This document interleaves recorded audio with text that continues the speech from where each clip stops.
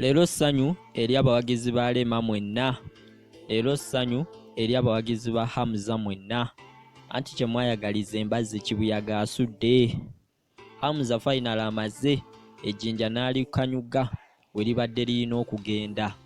Era nga wenjogerera essaawa zino ndowooza abawagizi ba Lema nammwe aba Hamza musooke mukyakyankyemu kubanga kye mwayagaliza embazzi kibuyaga asudde. Ebbanga lya myezi 7 okuva Hamza ne Lema bafumbirigana.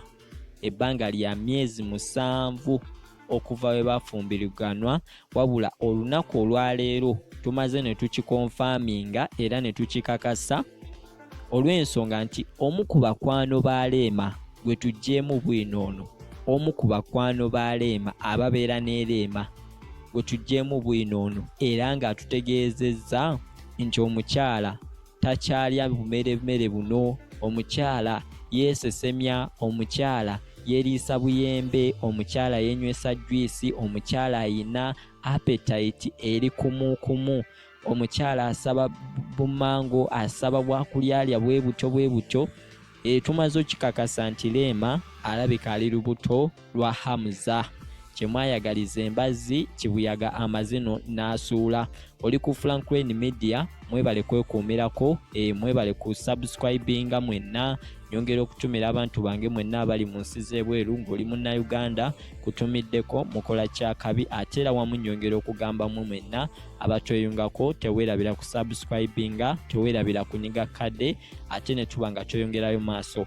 Omukyala Lema, omanye ebigambo bibadde bingi ku social media ng'abantu bagamba emyezi 7 gino gyonna Lema bali ku kiki Hamza yayina ekizibu oba Lema yayina ekizibu, naye ate Lema tasobola kubeera na kizibu olw'ensonga nti Lema yazaalako dda. Kiki Hamza yayina ekizibu, ebbanga nga ligenda, tugenda mu mwaka mulamba tetunalabayo na kantu kagenda kutuzaamu maanyi, wabula olunaku olwaleero tumaze ne tukonfaminga nti Lema, omukyala Lema ali lubuto olwa Mr. Hamza Sembuya.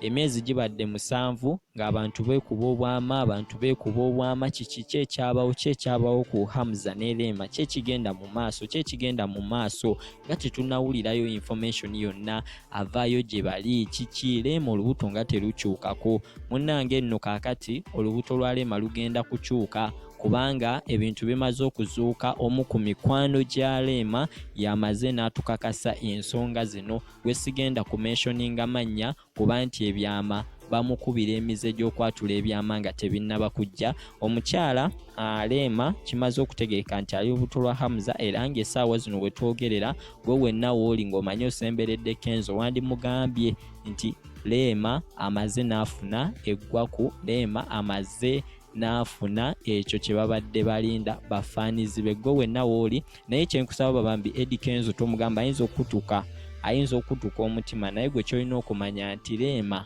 amaze n'afuna ekyo kye babadde basabirira ebbanga lyonna, kimaze ne kitegeerekeka.